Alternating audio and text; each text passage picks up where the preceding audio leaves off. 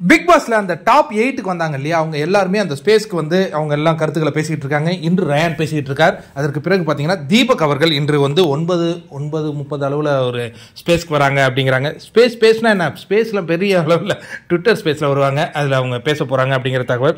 அதுக்கடுத்து breaking news. மக்களே, are you ready for Pavithra space? அவர் angel finally coming to fay. இப்போ வந்து பவித்ரா வந்து ஸ்பேஸ்க்கு வராங்கங்க. இது வந்து நாளை நடைபெற போகுது. 28ஆம் தேதி, ஜனவரி 28ஆம் தேதி 8:30 அளவில் வரப்போகிறாங்க.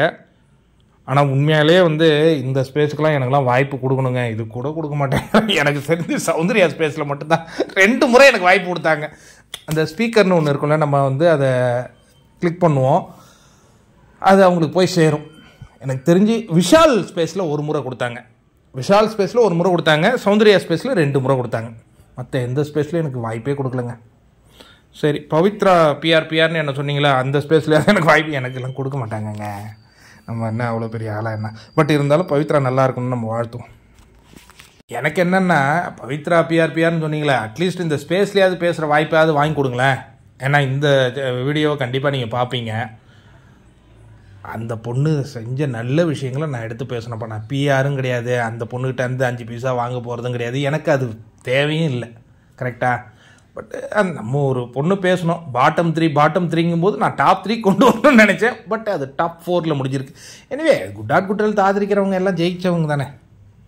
ஆனால் இந்த குட் ஆட் குட் ஹெல்த்னா யாருன்னு தெரியலை, ஒன்றும் தெரியல, ஒரு வாய்ப்பும் கொடுக்க மாட்டேங்கிறானுங்க.